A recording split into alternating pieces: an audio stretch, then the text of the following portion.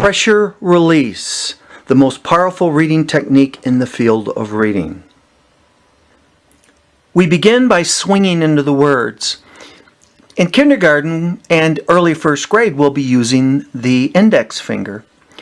Later on, we'll be using a mechanical pencil or pen without the ink or lead, or a business card. We especially like the business card for swinging, and it's great for left-handers who want a hook. Okay, Rosemary will begin. Shower. Then I swing and model. Normal. Asteroid. Interesting. What's that word? Interesting. Good. Controlling. Power. Government.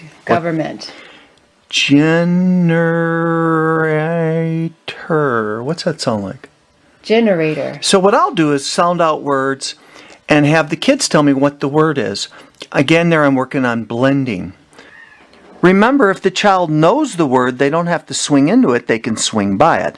So if the child knows this word, they can go asteroid and swing by it. The teacher's usually modeling how to swing in the word and how to put those syllables together, but occasionally the teacher will swing into the whole word, controlling to show that if you know the word, you swing by it. In the reading, we look for two struggles or errors, and then we take over. We don't say anything. When the child struggles, we'll wait till they finish it, and if they make an error, we'll simply point above it. That means swing into the word and what makes sense. After they make their two errors, we then take over and start swinging under and reading, and they pick up the pace. So we moved slightly faster in what the child is doing. We'll occasionally leave out a word they've already read or a word that makes sense through context to give them confidence as we're reading, and then we give it back. Let's observe. Okay, Rosemary? Dr. Ralph and his two young detectives, George and John, sped toward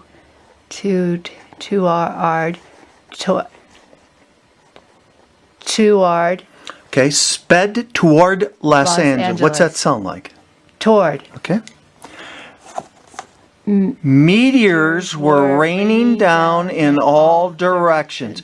Dr. Ralph didn't think that this was a normal meteor shower. The meteors seemed to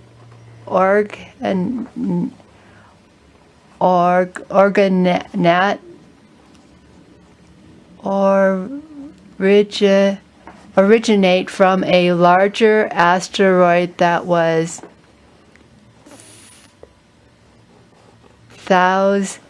thousands of miles from planet Earth.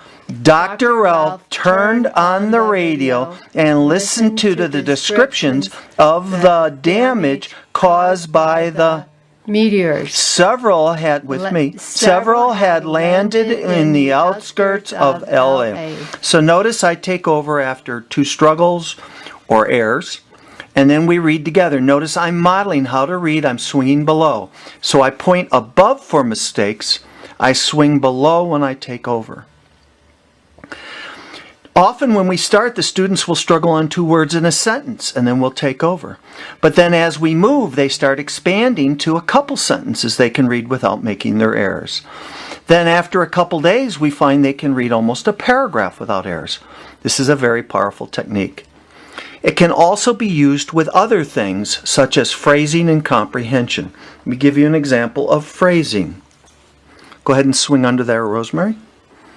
Dr. Ralph and his two young detectives, George and John, sped toward Los Angeles. So notice I point to the phrases they read, then I take over and she reads with me. Go ahead. Let's go ahead. Meteors were raining down in all directions.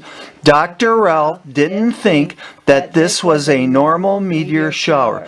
The meteors seemed to originate from a larger asteroid that was thousands of miles from planet Earth. Dr. Ralph turned on the radio and listened to descriptions of the damage caused by the meteors. Several had landed in the outskirts of LA. So notice I'm pointing, then I model. This also works well for comprehension. Pressure release and comprehension.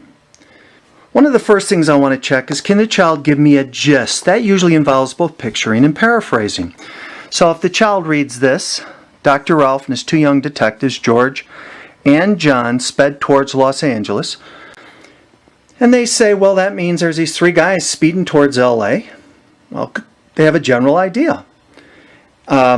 Meteors were running down in all directions. Okay, what does that mean? Well, there were meteors falling, and there was also rain falling. Well, they have a general idea, but they're having trouble here with figurative language. So I'll have to show this as a metaphor or comparison. I would put this, meteors were raining down, on a flashcard and have the child define that. In any figurative language, I might approach that way. So can the child get a gist? Now, two things are obstacles, the gist. One is the idea of pronouns. So if a child, when reading here, Dr. Ralph and his two young detectives, well, who does his refer to? Well, Dr. Ralph. Okay? The meteors seem to originate from a larger asteroid that was, what is that referring to? Asteroid. Okay?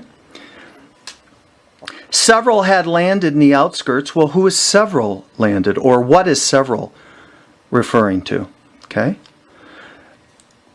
It was a worldwide event. Well, what is it referring to? So do they know what the pronouns refer to? And the second, do they know what conjunctions do? So for instance, and Dr. Ralph turned on the radio and listened. And means the idea continues. But means the idea changes. Several had landed in the outskirts of LA, but the meteor shower. Something changes. So we'll point to pronouns and conjunctions to make sure the child knows their effect on the sentence. That's kind of phase one to see, does the child get the gist of sentence work?